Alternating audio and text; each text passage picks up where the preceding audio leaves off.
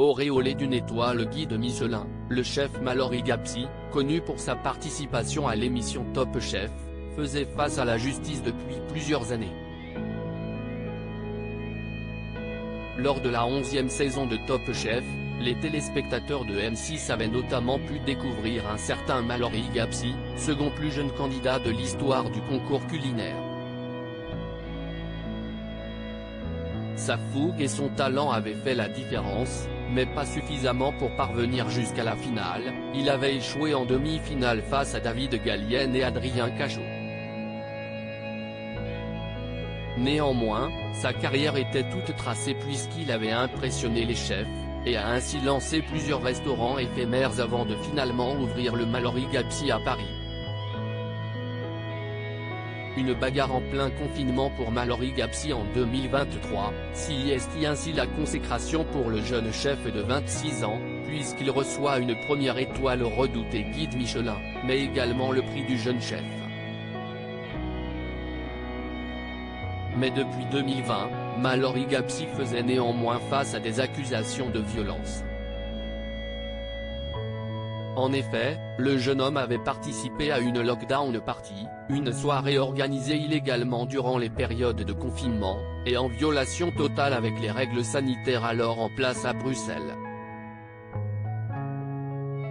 Durant cette soirée, où l'alcool coulait à flot et où il y avait beaucoup de monde, l'ancien candidat de Top Chef avait néanmoins été impliqué dans une bagarre, durant laquelle il avait donné des coups, occasionnant chez l'une des deux victimes une fracture de la mâchoire, ce qui lui avait fait perdre connaissance.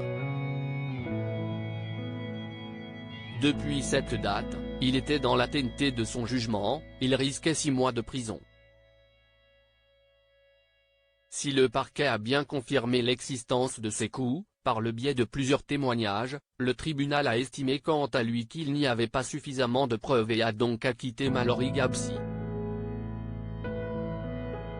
Une première étoile et un prix prestigieux en 2023. Les téléspectateurs n'ont cependant pas dû patienter longtemps avant de le revoir à la télévision, puisque les plus attentifs l'ont ainsi aperçu dans des épisodes de Cauchemar en cuisine, émission dans laquelle il seconde Philippe Etchebest pour tenter de redresser des restaurants en souffrance. En outre, nos amis belges ont régulièrement pu le voir sur le petit écran, notamment dans À la sauce belge.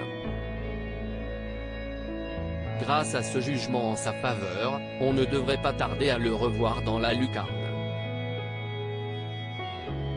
À lire aussi Top Chef 2023, Dany reçoit le soutien inattendu d'un ancien candidat star du programme.